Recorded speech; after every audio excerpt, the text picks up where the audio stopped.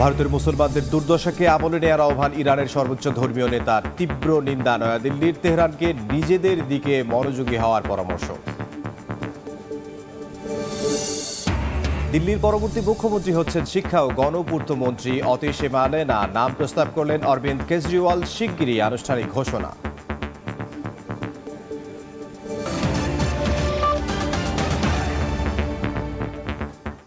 আন্তর্জাতিক সময়ের সঙ্গে আছি আমি ইমদাদুল হক। আন্তর্জাতিক সময়ের শুরুতেই বিএনপির সমাবেশের খবর জানাবো। রাজধানীর নয়াপল্টনে চলছে বিএনপির গণতন্ত্র সমাবেশ। সেখানে আছেন সহকর্মী আহমেদ সালেহীন। সরাসরি যাব তার কাছে।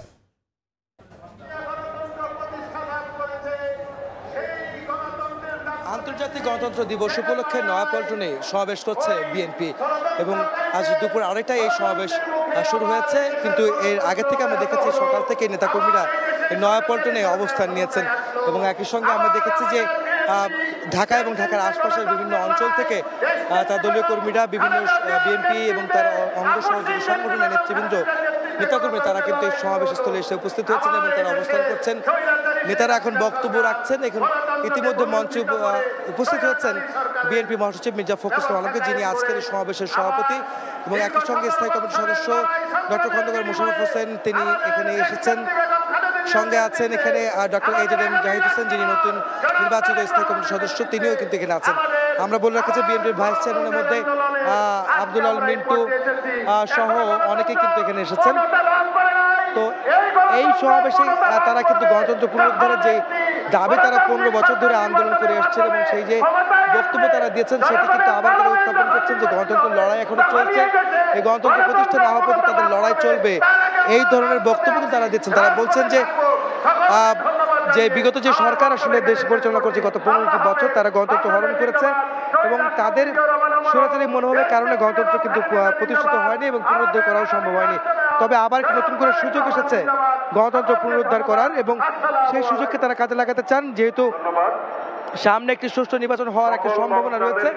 গত 15 বছরে আসলে 3টি নির্বাচন পার হয়েছে, কিন্তু কোনো নির্বাচনে জনগণ ভোটাধিকার প্রয়োগ করতে পারেনি, এই ধরনের অভিযোগ কিন্তু বিএনপি করে এসেছে এবং সেই অভিযোগের প্রেক্ষিতে যদি বলা যায় যে নতুন করে নির্বাচনের একটু যখন সুযোগ আসছে, এই অন্তর্বর্তীকালীন সরকার যখন তারা দেশকে সংস্কারের মাধ্যমে একটি নির্বাচন ব্যবস্থা পুনর্গঠন করবেন, নির্বাচন কমিশন পুনর্গঠন করবেন, নির্বাচন ব্যবস্থায় সুন্দর সুষ্ঠু নিরপেক্ষ নির্বাচন হবে, সেই নির্বাচনে জনগণের সরকার প্রতিষ্ঠা হবে, সেটি তারা আশাবাদ ব্যক্ত করছেন। জনগণের সরকার প্রতিষ্ঠিত হলে আসলে গণতন্ত্র প্রতিষ্ঠা করা সম্ভব, এটি কিন্তু তারা বলছেন।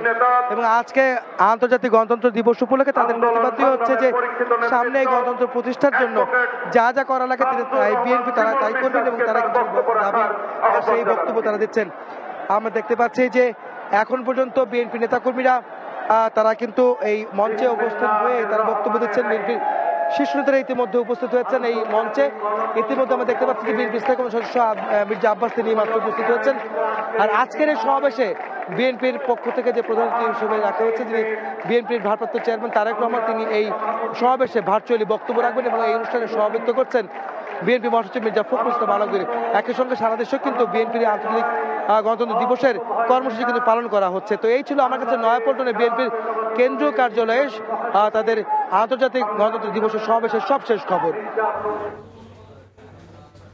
বিএনপির গণতন্ত্রের সমাবেশের খবর আমাদেরকে জানাচ্ছিলেন রাজধানীর নয়াপল্টন থেকে সহকর্মী সালেহীন। ডোনাল্ড ট্রাম্পকে গুলি করার জন্য 12 ঘন্টা ঝোপের মধ্যে লুকিয়েছিল অস্ত্রধারী রায়ান রাউথ। তিনি জো বাইডেন ও কমলা হ্যারিসের সমর্থক বলে অভিযোগ তুলেছেন সাবেক মার্কিন প্রেসিডেন্ট। তবে ট্রাম্পের এই বক্তব্যের কোনো জবাব দেননি বাইডেন কমলা। এদিকে রাউথ রাশিয়ার বিরুদ্ধে ইউক্রেন যুদ্ধে অংশ নিতে গিয়েছিল বলে জানিয়েছে গণমাধ্যম। যুক্তরাষ্ট্র থেকে বিস্তারিত জানাচ্ছেন হাসানুজ্জামান সাকি। মার্কিন প্রেসিডেন্ট নির্বাচনের বাকি আর মাস দেড়েক, এর মধ্যে ফ্লোরিডায় ডোনাল্ড ট্রাম্পকে হত্যা চেষ্টা নিয়ে রাজনীতির মার্জে সরগরম হবে তা যেন অনেকটা অনুমেয়ই ছিল। সোমবার এই উত্তেজনায় আরও একটু ঘি ঢাললেন রিপাবলিকান প্রেসিডেন্ট প্রার্থী ট্রাম্প। ট্রাম্পের অভিযোগ, তাকে হত্যা চেষ্টাকারী Ryan Wesley Routh Joe Biden ও কমলা হ্যারিসের মতবাদকে সমর্থন করতেন। এই ঘটনার পর তার নির্বাচনী সংকল্প আরও দৃঢ় হয়েছে বলে মনে করছেন ট্রাম্প। তবে সাবেক প্রেসিডেন্টের এমন বক্তব্যের পাল্টা কোনো প্রতিক্রিয়া পাওয়া যায়নি প্রেসিডেন্ট বাইডেন ও ডেমোক্রেট প্রার্থী ভাইস প্রেসিডেন্ট কমলা হ্যারিসের কাছ থেকে। নিউ ইয়র্ক টাইমসের তথ্য অনুযায়ী সামাজিক যোগাযোগ মাধ্যম এক্সে দেয়া এক পোস্টে ইউক্রেন যুদ্ধে অংশগ্রহণ ও প্রয়োজনে জীবন দেওয়ার ইচ্ছার কথাও জানিয়েছিলেন রাউথ। মার্কিন বার্তা সংস্থা এপি জানিয়েছে 2022 সালের এপ্রিলে ইউক্রেনের রাজধানী কিয়েভের স্বাধীনতা চত্বরে এক বিক্ষোভেও দেখা গিয়েছিল রায়ান রাউথকে। সেই ঘটনার একটি ভিডিও চিত্রও রয়েছে বার্তা সংস্থাটির কাছে। বিভিন্ন গণমাধ্যমের তথ্য অনুযায়ী এই ঘটনার আগেও অপরাধমূলক কর্মকাণ্ডে জড়িয়েছিলেন তিনি। 2022 সালে স্বয়ংক্রিয় অস্ত্রসহ গ্রেফতার করা হয়েছিল তাকে। ট্রাম্পকে হত্যা চেষ্টার পর রয়টার্সের পক্ষ থেকে রায়ানের দুই ছেলে অ্যাডাম ও ওরানের সঙ্গে যোগাযোগ করা হয়। সন্তানরা জানান তাদের বাবা এ ধরনের কোনো কাজ করতে পারেন না, তিনি একজন ভালো মানুষ।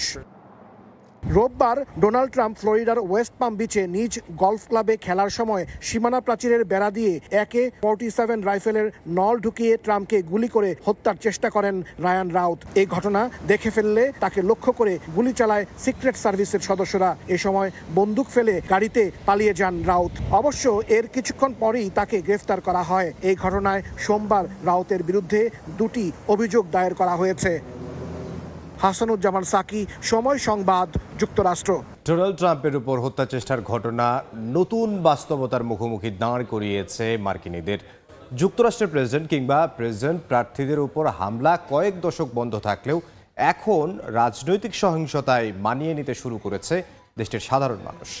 বিবিসি এক বিশ্লেষণধর্মী প্রতিবেদনে জানিয়েছে, সাম্প্রতিক বছরগুলোতে যুক্তরাষ্ট্রের জাতিগত ঐক্য কমেছে, স্পষ্ট হয়েছে রাজনৈতিক বিভাজন, সেই সঙ্গে কমেছে নির্বাচনে অংশ নেয়া প্রার্থীদের আচরণের মান। বিবিসি এক প্রতিবেদনে জানিয়েছে, গত কয়েক বছরের রাজনৈতিক সহিংসতার ছোট বড় নানা ঘটনার সঙ্গে মানিয়ে নিতে শুরু করেছে যুক্তরাষ্ট্রের সাধারণ মানুষ। জাতীয়ভাবে ঐক্য কমেছে, রাজনৈতিক বিভাজন আরও স্পষ্ট হয়েছে, কমেছে নির্বাচনে অংশ নেয়া প্রার্থীদের আচরণগত মান। তবে পেনসিলভেনিয়ার ঘটনা মার্কিনদের যতটা নাড়া দিয়েছিল, এবারের ঘটনা ততটা নাও দিতে পারে বলে ধারণা বিবিসির। কারণ আগের ঘটনাটি ঘটে জনসম্মুখে, ছিল সিসিটিভি ক্যামেরাও, আর এবারের ঘটনাটি ঘটেছে ট্রাম্পের মালিকানাধীন একটি গলফ কোর্সে। এর কোনো ভিডিও ফুটেজ না থাকায় সাধারণ মানুষ তা দেখার সুযোগ পাচ্ছে না। ফলে ঘটনার প্রভাব মানুষের মনে কতটা স্থায়ী হবে তা নিয়ে সংশয় থেকেই যাচ্ছে। গণমাধ্যমটি আরও জানায়, গেল সপ্তাহে কমলা হ্যারিসের সঙ্গে বিতর্কে ট্রাম্পের বাজে পারফরমেন্স ইস্যু আপাতত আলোচনা থেকে দূরে থাকবে। রোববারের হামলা মার্কিনদের দৃষ্টি কিছুদিন সেদিকেই ঘুরিয়ে রাখবে, যদিও প্রেসিডেন্ট নির্বাচনের আগে আরও চমক দেখা যেতে পারে বলে মনে করছে বিবিসি। ফারহাদ চৌধুরী, সময় সংবাদ। উৎসবের শহরে হরেক ধরনের আলোর দ্যুতি।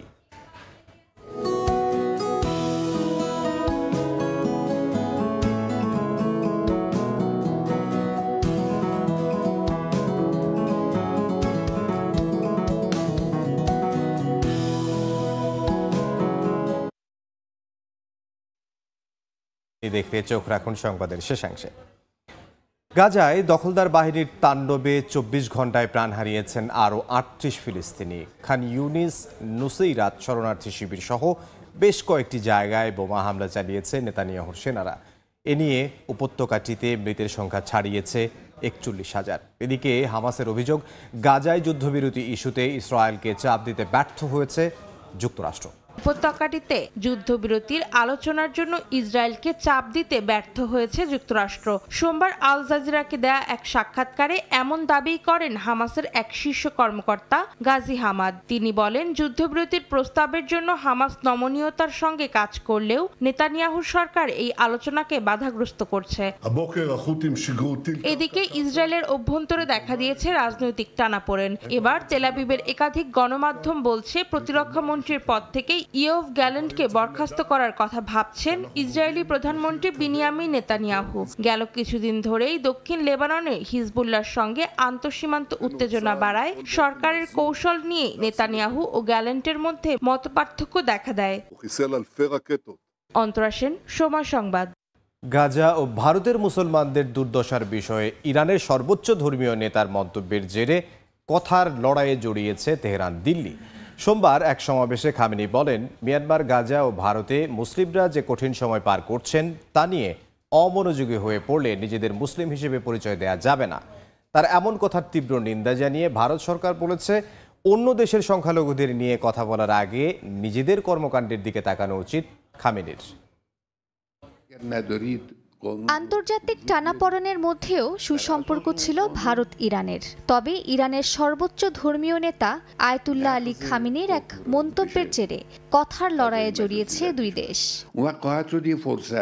ইরানের রাজধানী তেহরানে সোমবার একটি সমাবেশে বক্তব্য রাখেন দেশটির সর্বোচ্চ ধর্মীয় নেতা আয়াতুল্লাহ আলী খামেনি। ফিলিস্তিনের গাজা, ভারত ও মিয়ানমারের মুসলিমদের নিয়ে কথা বলেন তিনি। পরে বক্তব্যের কিছু অংশ খামেনির সামাজিক মাধ্যমে প্রকাশ করা হয়। সমাবেশে খামেনি বলেন, ফিলিস্তিনের গাজা, ভারত ও মিয়ানমারের মুসলিমরা দুর্দশার মধ্যে রয়েছে। তাদের প্রতি অমনোযোগী হলে নিজেদের মুসলিম বলে পরিচয় দেয়া যাবে না বলেও মন্তব্য করেন ইরানের সর্বোচ্চ ধর্মীয় নেতা। ভারতের মুসলমানদের নিয়ে খামেনির মন্তব্যের তীব্র নিন্দা জানিয়েছে দিল্লি। তার বক্তব্যে ভুল তথ্য আছে জানিয়ে এটিকে অগ্রহণযোগ্য বলেছে ভারতীয় পররাষ্ট্র মন্ত্রণালয়। নিয়মিত সংবাদ সম্মেলনে মন্ত্রণালয়ের মুখপাত্র রণধীর জয়সওয়াল বলেন, যেসব দেশ ভারতের সংখ্যালঘুদের নিয়ে মাথা ঘামাচ্ছে তারা যেন আগে নিজেদের কর্মকাণ্ডের দিকে নজর দেয়। পাকিস্তান ও চীনের আপত্তি উড়িয়ে দিয়ে ইরানের চাবাহার বন্দর প্রকল্পে সম্প্রতি যুক্ত হয় ভারত। আফগানিস্তান এবং পাকিস্তানে সন্ত্রাসী কর্মকাণ্ডের বিরুদ্ধেও প্রায় একই অবস্থান তেহরান দিল্লির। আন্তর্জাতিক রাজনৈতিক বিশ্লেষকরা বলছেন, ভারতের মুসলমানদের নিয়ে খামেনির মন্তব্য দুই দেশের সম্পর্কে ফাটল ধরাতে পারে। মালিহা সুহরাওয়ার্দী, সময় সংবাদ। আন্তর্জাতিক চাপের কাছে মাথা নত করে ক্ষেপণাস্ত্র কর্মসূচি বন্ধ করবে না বলে জানিয়েছে ইরান। সংবাদ সম্মেলনে দেশটির প্রেসিডেন্ট মাসুদ পেজেশকিয়ান বলেন, ইরানের প্রতি নেতিবাচক মনোভাব পরিহার করলেই কেবল যুক্তরাষ্ট্রের সঙ্গে আলোচনা সম্ভব। একই সঙ্গে ইয়েমেনের হাউথি বিদ্রোহীদের কাছে ক্ষেপণাস্ত্র সরবরাহের বিষয়টিও অস্বীকার করেছে ইরানের প্রেসিডেন্ট। ইরানের ক্ষমতায় আসার পর সোমবার প্রথমবারের মতো সংবাদ সম্মেলন করেন প্রেসিডেন্ট মাসুদ পেজেশকিয়ান। সম্মেলনে তিনি ইরানের বর্তমান ও ভবিষ্যতের বিভিন্ন পরিকল্পনা তুলে ধরেন। প্রেসিডেন্ট জানান, ইরান কখনোই ক্ষেপণাস্ত্র কর্মসূচি বন্ধ করবে না। ইসরায়েল যেভাবে ক্ষেপণাস্ত্র ব্যবহার করে গাজায় অমানবিক আগ্রাসন চালাচ্ছে তা দেখে ইরানের নিরাপত্তা নিশ্চিতে ক্ষেপণাস্ত্রের প্রয়োজন বলে মনে করেন তিনি। পেজেশকিয়ান আন্তর্জাতিক সংস্থাদের আগে ইসরায়েলকে নিরস্ত্র করে এরপর তেহরানের দিকে নজর দেওয়ার আহ্বান জানান। ইয়েমেনের হাউথিদের কাছে হাইপারসোনিক মিসাইল সরবরাহের অভিযোগকে অস্বীকার করেছেন পেজেশকিয়ান। হাউথিরা যে মিসাইল ব্যবহার করেছে তা ইরানের অস্ত্র ভাণ্ডারে নেই বলে দাবি করেন তিনি। তেহরানের প্রতি নেতিবাচক মনোভাব পরিহার করলেই কেবল ওয়াশিংটনের সঙ্গে আলোচনা সম্ভব বলে জানান ইরানের প্রেসিডেন্ট। তিনি বলেন, যুক্তরাষ্ট্রের প্রতি ইরানের কোনো বৈরী মনোভাব নেই। তেহরানকে শত্রু ভাবা বন্ধ করতে ওয়াশিংটনের প্রতি আহ্বান জানান পেজেশকিয়ান। সংবাদ সম্মেলনে নবনির্বাচিত ইরানের প্রেসিডেন্ট জানান, কোনো আন্তর্জাতিক চাপের কাছেই ইরান মাথা নত করবে না। প্রতিবেশী রাষ্ট্রগুলোর সঙ্গে মিত্রতার সম্পর্ক স্থাপন করে দেশের অর্থনৈতিক ও রাজনৈতিক অগ্রগতির আশ্বাস দেন পেজেশকিয়ান। এছাড়া চীন, রাশিয়ার সঙ্গেও বন্ধুত্ব জোরদারের আগ্রহ প্রকাশ করেন তিনি। যে কোনো প্রতিকূলতার বিরুদ্ধে ইসলামিক রাষ্ট্রগুলোকে এক হয়ে থাকার আহ্বানও জানান পেজেশকিয়ান। মালিহা সুহরাওয়ার্দী, সময় সংবাদ। দিল্লির পরবর্তী মুখ্যমন্ত্রী হিসেবে অতিশীমা লেনা সিং এর নাম প্রস্তাব করেছে বর্তমান মুখ্যমন্ত্রী অরবিন্দ কেজরিওয়াল। আম আদমি পার্টির এক বৈঠকে এই কথা জানান তিনি। অতিশীমা লেনা বর্তমানে দিল্লির শিক্ষা মন্ত্রণালয়ের পাশাপাশি গণপূর্তের মতো গুরুত্বপূর্ণ মন্ত্রণালয় সামলাচ্ছেন। দিল্লির বর্তমান মুখ্যমন্ত্রী অরবিন্দ কেজরিওয়াল পদত্যাগ করলে জনগণ অতিশীকেই যোগ্য উত্তরাধিকার হিসেবে গ্রহণ করবে বলে মনে করছে আম আদমি পার্টি। শুরু থেকেই দলটির সঙ্গে যুক্ত ছিলেন অতিশীমা লেনা।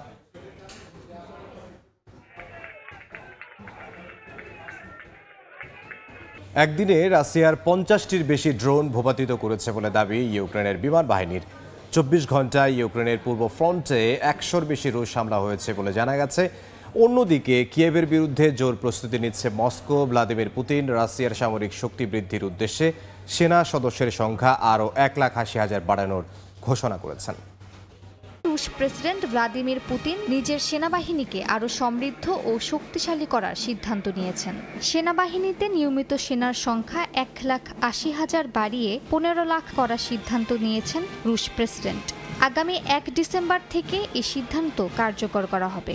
এমন হলে রাশিয়া বিশ্বের দ্বিতীয় বৃহৎ সক্রিয় সেনা সদস্য বিশিষ্ট সামরিক শক্তির দেশের মর্যাদা পাবে। বর্তমানে প্রথম অবস্থানে আছে চীন, এরপর যথাক্রমে ভারত, যুক্তরাষ্ট্র ও উত্তর কোরিয়া। ইউক্রেনে রাশিয়ার হামলার পর থেকে এই নিয়ে 3 বার সেনা সদস্য বৃদ্ধির সিদ্ধান্ত নিলেন পুতিন। প্রথমবার তিনি 1,37,000 এবং পরের বার 1,70,000 সেনা বাড়ানোর নির্দেশনা দিয়েছিলেন। এদিকে রাশিয়াকে ব্যালিস্টিক ক্ষেপণাস্ত্র দেওয়ার অভিযোগ অস্বীকার করেছেন ইরানের প্রেসিডেন্ট। ভয়াবহ দাবানলে পুড়ছে পর্তুগালের 20টির বেশি এলাকা। এখন পর্যন্ত 3 জনের মৃত্যুর খবর পাওয়া গেছে। আগুন নিয়ন্ত্রণে আনতে চেষ্টা করছে 1,500-এর বেশি দমকল কর্মী। আবাসিক এলাকায় ছড়িয়ে পড়ায় আগুন নিয়ন্ত্রণে ইউরোপের ইউনিয়নের সহযোগিতা চেয়েছে দেশটি। তারিকুল হাসান আশিকের রিপোর্ট। গ্রীষ্মের শেষ দিকে এসে হঠাৎ তাপমাত্রার ঊর্ধ্বগতি দেখছে পর্তুগাল। বাড়তি তাপমাত্রার ফলে সৃষ্ট দাবানলে বিপর্যস্ত বেশ কয়েকটি এলাকা। সারা দেশে 20টির বেশি দাবানল নিয়ন্ত্রণে কাজ করছে 1,500-এর বেশি দমকল কর্মী। আভেরো জেলার আল ভেরগারিয়া বেলহা এলাকার দাবানল আবাসিক এলাকায় ছড়িয়ে পড়ায় নিরাপদ আশ্রয়ে সরিয়ে নেওয়া হয়েছে স্থানীয় বাসিন্দাদের। বন্ধ রাখা হয়েছে স্থানীয় শিক্ষা প্রতিষ্ঠানও। সোমবার কয়েকটি এলাকার দাবানল নিয়ন্ত্রণে আনা গেলেও এখনো জ্বলছে বিস্তৃত বনভূমি। স্বাস্থ্য ঝুঁকি বিবেচনায় ধোঁয়ায় আচ্ছন্ন অনেক এলাকা থেকেও নিরাপদ আশ্রয়ে বাসিন্দাদের সরিয়ে নেওয়া হয়েছে। ঝুঁকিপূর্ণ বিবেচনায় বন্ধ রাখা হয়েছে বেশ কিছু গুরুত্বপূর্ণ মহাসড়ক। আগুন নেভাতে গিয়ে আহত হয়েছেন বেশ কিছু ফায়ার সার্ভিস কর্মী ও স্থানীয় নাগরিক। বেশ কিছু অগ্নি নির্বাপক উড়োজাহাজ, হেলিকপ্টার সহ নিজেদের সর্বোচ্চ সামর্থ্য ব্যবহার করেও আগুন সম্পূর্ণ নিয়ন্ত্রণে আনতে না পারায় ইউরোপীয় ইউনিয়নের সহযোগিতা চেয়েছে পর্তুগাল। সাড়া দিয়ে স্পেন থেকে আসা 2টি প্লেনও যোগ দিয়েছে আগুন নেভানোর কাজে। ফ্রান্স থেকেও আসছে আরও এয়ারক্রাফট। দাবানলের ঝুঁকি বিবেচনায় গত 1 সপ্তাহ ধরেই নাগরিকদের সতর্ক করে আসছিল পর্তুগাল সরকার। তারিকুল হাসান আশিক, সময় সংবাদ, পর্তুগাল। মালদ্বীপে নিযুক্ত বাংলাদেশের হাই কমিশনারকে বিদায়ী সংবর্ধনা দেওয়া হয়েছে। স্থানীয় একটি কলেজের বিদায়ী অনুষ্ঠানে ছাত্র শিক্ষক পরিচালনা কমিটি ও স্থানীয় নাগরিক সহ প্রবাসী বাংলাদেশিরাও অনুষ্ঠানে উপস্থিত ছিলেন। বিদায়ী হাই কমিশনারের কূটনৈতিক দক্ষতা, কর্মতৎপরতা এবং মালদ্বীপে বাংলাদেশের ভাবমূর্তি উন্নয়নের ভূয়সী প্রশংসা করেন উপস্থিত সবাই। এ সময় প্রবাসীদের উদ্দেশ্যে দেশের সুনাম অক্ষুণ্ণ রাখার পাশাপাশি কমিউনিটির মধ্যে ঐক্য ধরে রাখতে সবার প্রতি আহ্বান জানান বিদায়ী হাই কমিশনার।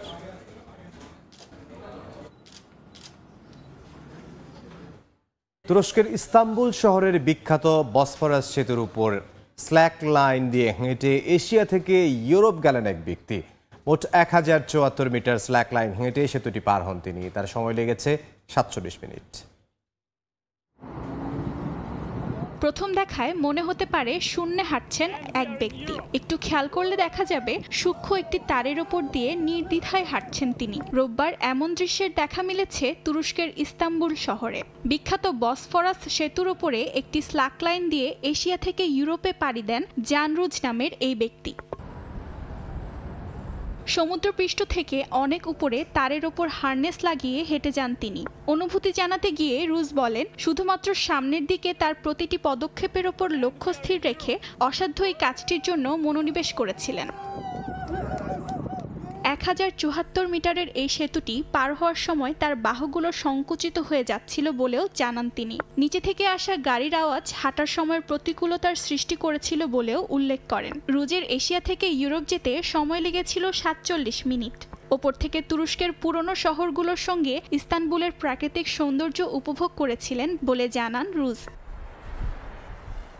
অর্জিতা শেহজিন, সময় সংবাদ। দুবাইতে শিশুদের জন্য চালু হলো কৃত্রিম বুদ্ধিমত্তা ভিত্তিক প্রাক প্রাথমিক বিদ্যালয়। ফ্রেন্ডলি আর্লি চাইল্ডহুড সেন্টার নামের এই প্রতিষ্ঠানটিতে শিশুদের মানসিক বিকাশে সহায়তা এবং সৃজনশীলতা বাড়ানোর জন্য প্রাথমিক শিক্ষা দেওয়া হয়। ভিন্নধর্মী এই স্কুলে ভর্তির জন্য শিশুদেরকে গুনতে হয় নির্দিষ্ট ফি।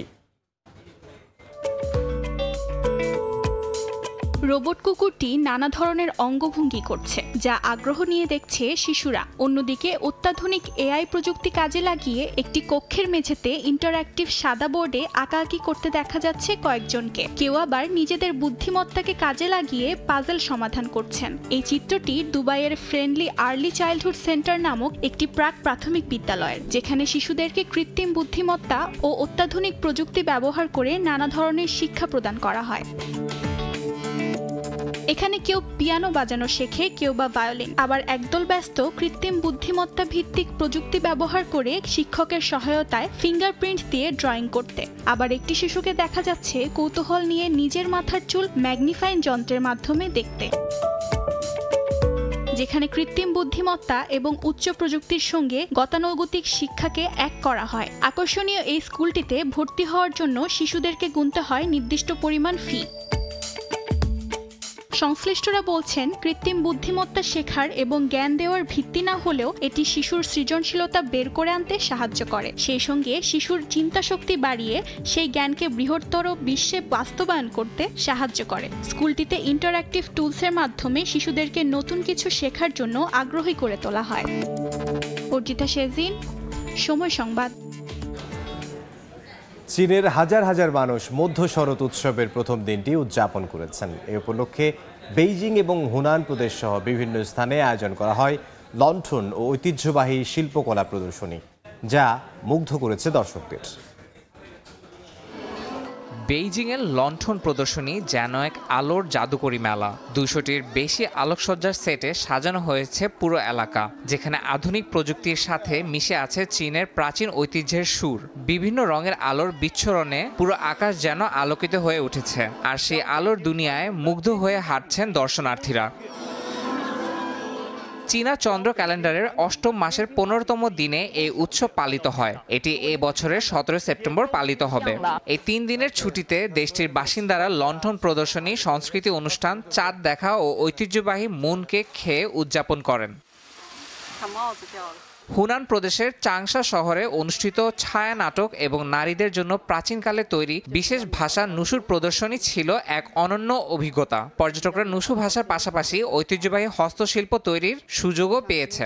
এটি আমার প্রথমবারের মতো এত বড় লণ্ঠন প্রদর্শনী দেখার অভিজ্ঞতা। আমি সত্যিই মুগ্ধ। এখানে শুধু প্রযুক্তির আধুনিক দিকই নয়, চীনা ঐতিহ্যেরও ছোঁয়া রয়েছে। এছাড়া জিঙ্গাং প্রাচীন শহরে চলছিল চীনের ঐতিহ্যবাহী ফুলের ড্রাম অপেরা ও বিয়ানলিয়ান পারফরম্যান্স। নদীর তীরে এই মনোমুগ্ধকর প্রদর্শনী চলাকালীন পর্যটকরা নৌ ভ্রমণের মাধ্যমে প্রাচীন ও আধুনিক চীনা সংস্কৃতির এক অপূর্ব মেলবন্ধন উপভোগ করেন। ইয়াসিন মোহাম্মদ জিসান, সময় সংবাদ। আন্তর্জাতিক সময়ের শীর্ষ সংবাদ জানিয়ে দিচ্ছে আরও একবার, এবং ভারতের মুসলমানদের দুর্দশাকে আমলে নেয়ার আহ্বান ইরানের সর্বোচ্চ ধর্মীয় নেতার। তীব্র নিন্দা নয়াদিল্লির। তেহরানকে নিজেদের দিকে মনোযোগী হওয়ার পরামর্শ।